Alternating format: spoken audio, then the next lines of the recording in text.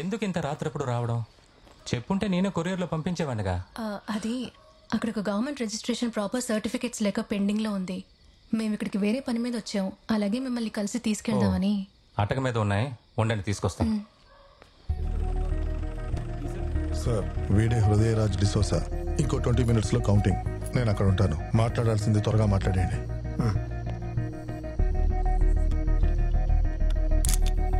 ఈ బ్రాండే కదా కావాలన్నారు. హృదయరాజ్ డిసోజా. టైం చాలా తక్కువగా ఉంది, సో తిన్నగా విషయానికి వస్తాను.